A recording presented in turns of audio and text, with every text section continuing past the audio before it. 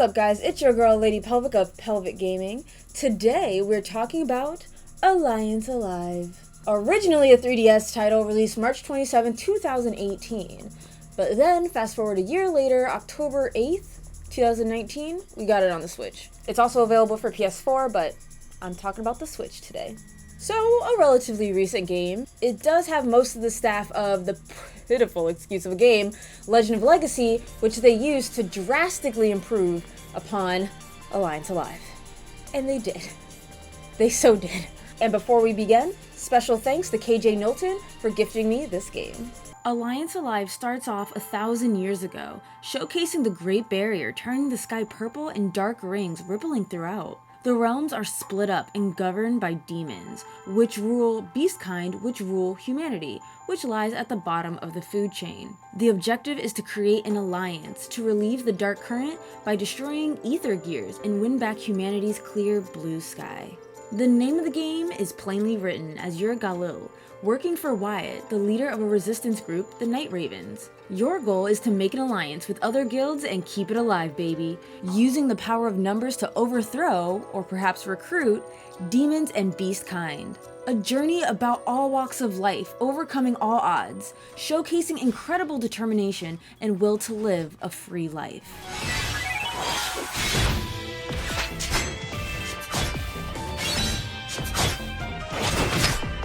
This already makes Alliance Alive leaps and bounds better than Legend of Legacy. It has a damn story that isn't in some odd order, and character dialogue finally has some personality and likability. You have 8 lovable characters, plus some secret characters, consistently having funny back and forths.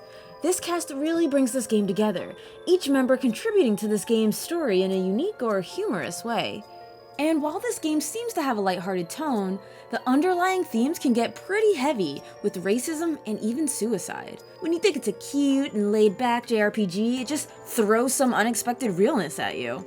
A minor criticism is it does take a while for the story to really kick off. I felt it was slow as it breaks off all the characters, and I did struggle to get into it at the start. But as you gain more allies and guilds are unlocked, the game becomes more enjoyable. Alliance Alive is pretty good, and I'm happy to say we could just forget about the tragedy that was Legend of Legacy. Now the gameplay got me like, it's not bad, it just takes a moment to get invested. I've never played Final Fantasy II, but if you played Final Fantasy II, from what I've gathered, it's very similar. The combat goes a little something like this. First thing to note is formations, positioning your character on the board to start. They'll either be an attack, defense, or support position. You can equip a character with up to 2 weapons. Each weapon has their own set of moves that are more effective in certain positions. So for example, one move might be super effective when your character is in attack stance, while the other may be more effective when they're in guarding stance. A good example is shield moves are best used in a guarding stance, because it shields everybody, where if you use it in an attack stance, it only shields the user. Whatever stance you use a move in, that move may randomly level up, but only in that stance. So if you use a sword attack in attack mode, it goes up in attack. If you use it in a defense mode, it will level up in defense. Same with supportive skills like healing or buffs. They're best used in a supportive position, but can be used in attack or defense, at the cost of them being less potent.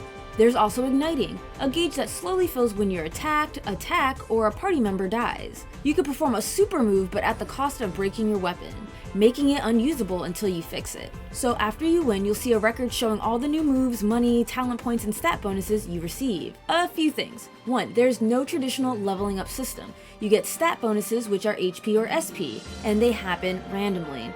I don't know the parameters on this, nobody seems to if I'm being honest, but how it felt is if you fought monsters that were around your hypothetical level, you'd gain stat bonuses. You learn new weapon moves, also known as awakenings, randomly. Weapon moves level up the same way, randomly. Just the more you use that move in whatever stance, that's what you get. There were times where I fought a boss, learned new moves, weapon attacks went up, but I died. Redid the fight and I didn't learn any of the new moves. But there is a way to tinker with this, and that's with talent points. Talent points allow you to pick talents for each character, increasing their chances for HP and SP gain, making certain weapon attacks cost less SP, allowing you to gain more SP per turn, having items cost less and you could sell higher, which those two stack, etc, etc.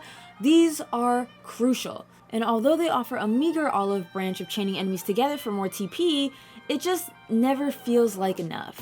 Same with money, I was broke as a joke majority of the time. Chaining enemies together also comes with a slew of dangerous stipulations, like you cannot flee. You can either win, retry, or start from your last save. And by the way, this game punishes you for the death of your characters. If they die, they come back with a little less max health. And if they're dead on the battlefield, their max HP can be attacked. It's like Yu-Gi-Oh! Going straight for the life points. And if their max HP reaches 0, the game is over. If you flee in an unchained battle, the last person on the field will also have their max health lowered. It's a brutal world out here, man. A positive note, you're automatically fully healed after each completed battle. Except those who died in battle, they'll be restored to however much max HP they have left until you rest. But in a chained battle, your HP is not fully restored, it's whatever you had in the last battle. That said, it was great to have a game where you didn't have to heal after every regular battle. It made grinding go so smoothly. And speaking of, I'm happy to say benched characters do gain talent points, but note their weapon levels and HP and SP can never rise unless they're in the fight. Some extra tidbits, you can fast forward through cutscenes and battling, which is great. I had my game sped up nigh the entire time. Also, auto battling is available for those who are about that easy grind life. Guilds play a notable role. They don't go as hard as I would have liked, but they're important. Guilds are little support systems. Certain guilds offer different boons during battle, like the Signomancy Guild, which will buff your party. Recon will stun enemies. The Blacksmith Guild will rain fire randomly, all as long as you're within radius. Guilds also have passive boons, like making new formations and positions, or craft new weapons, and my favorite thing, increasing talent points per battle. All 5 guilds are on the Ark, your hub world, or better yet, think Suikoden, your castle or ship. Fun fact, the creator of Suikoden, Yoshitaka Murayama, was the writer for Alliance Alive, and it shows. Alliance Alive lives and breathes on creating alliances and keeping them alive. Much like Suikoden, you're recruiting several walks of life to your cause. More prominent characters are guild masters, which are needed to create a guild tower at these shining locations. Guild members can be recruited throughout the world. And I love when gameplay and story mix. They nailed it. You think you're stuck with humans, beast folk, and maybe demon? Oh no, they filled the world with various races. And pro tip, oftentimes you'll be presented with the choice of recruiting or loot. Do you let this creature live or die? The choices in this game are incredibly impactful, and it's hardly possible to get everyone on your first run. Also, while building guild towers, you'll see guild links, which boost how frequent guilds come to your aid. You'll also notice there's good land for building guild towers, but they're inhabited by water devils. You'll have to go inside their den, kill the leader, for you to be able to build a guild tower. Now, water devil dens are no joke. There are levels 1 through 5, 1 having little water devils and 5 is swarming. Few things. 1, you automatically enter a chain battle, meaning you cannot run and your HP will not replenish after each battle. Also, the more water devils you kill, the harder the water devil boss will be. Now, I didn't like this because you think if you take on all the little guys, the boss would be weakened. No, the higher the chain, the deadlier the boss. I also wouldn't recommend running straight to the boss because you might find some interesting goodies inside. Lastly, there's New Game Plus, which carries over the character's HP, MP, arts, talents, equipment, library info, and gems. New recruits are available, and even a secret silly ending is added. Now let's discuss graphics and art, and holy crap, the upgrade is astounding. Listen, I love the 3DS, but when shit goes from 3DS to Switch and PS4 HD remaster, the results may shock you. Kiss the grittiness of the 3DS goodbye. It's crazy to see, as someone who's only played the HD remaster, to see such a downgrade. Honestly, I couldn't even imagine playing it on the 3DS with how it looks. And check out these beautifully sharp cutscenes. They also married the top and bottom screens really well from the 3DS UI. Your character info and enemy positioning sits neatly at the bottom of the screen, and more info on those attacks can be nicely pulled up or hidden. Love while you're walking, you can see vital information such as character HP, SP, or talent points, or hide it entirely as to not encumber your screen. I believe they did a marvelous job with the interface, aside from some of the button mapping was a little awkward, like A to select and X to confirm, or using L trigger to confirm on different menus. That was a bit sloppy, but otherwise, beautiful game. Also, quick comment on the art, it was gorgeous. It sticks with the chibi, noseless look, but I quite enjoyed the character designs a lot.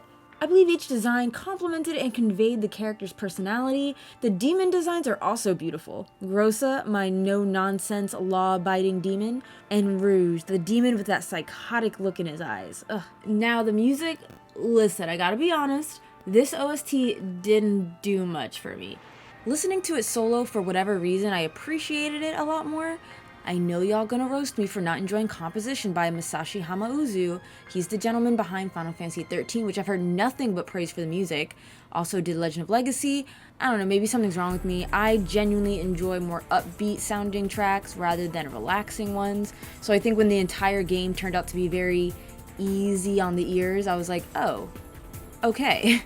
However, that could be one of its strengths, that this game is primarily tranquil sounding. Also, it didn't sound like a typical JRPG with simply orchestrated music.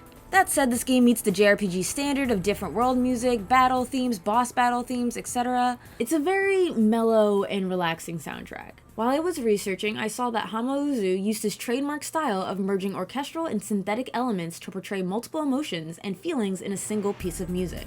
Hamauzu used a small group of performers with instruments such as violin and a guitar, then overlaying them with added synthesized elements. Not gonna lie, that's actually kinda cool because I do think he accomplished that. It just didn't personally stick for me. And a little fun fact, 2 tracks were composed by Hamauzu's daughter, Ayane Hamauzu. Sorry if I'm butchering these names, but I think it's super cute that the musical love is running in the family.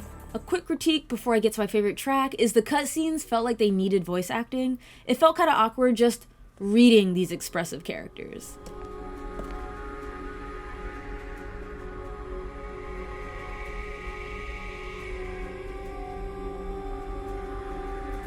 Anywho, favorite track, I really enjoyed Humans and Demons. You could hear the hard-hitting beat, resembling someone, or rather demons, who are stubbornly set in their ways, governed by law and order. And then the flute comes in. It's like humans are gently trying to reason with the demons instead of causing more bloodshed. It was a nice clash, and I hope you enjoy it.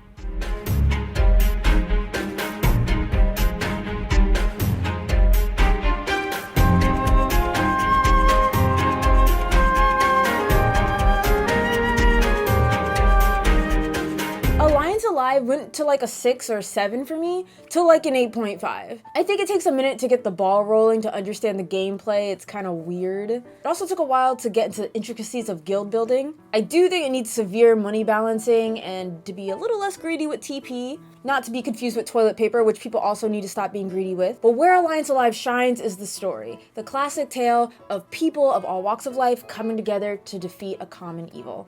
I really think it took that mantra and ran. It's such a typical JRPG story, but I loved it. And the characters all embody a trope that we've all seen before, but I love them. I love them all. They're all silly, they all come together, their interactions are hilarious. One of the best parts of this game, honestly. Also, like, the themes are kind of inverted. Chaos and order. Humans are on the side of chaos, demons are on the side of order. It's interesting. You think order is heroes, chaos is evil. It's good. It's really good. If you're like me and you play Legend of Legacy first, so you saw this, you kind of were reluctant to give it a try, trust me, I mean, it blows Legend of Legacy out of the water. Massive improvements. I really do recommend this game. Easily one of the best JRPGs on the 3DS, now available for Switch and PS4. As long as you can get past the kind of weird leveling up system, you'll be fine. Thank you all for watching. Top box is where videos like this, and the bottom box is my dead Let's Play channel. Feel free to check both of those out, and of course consider joining my Patreon. For $1, you're in the Discord, everybody is Animal Crossing it up, sharing tips, visiting islands. You also get a vote on which games I play next, which top 5 topics to cover, and for higher tiers you get early access and postcards. Hope to see you in the Discord, love your faces, and until next time, mwah.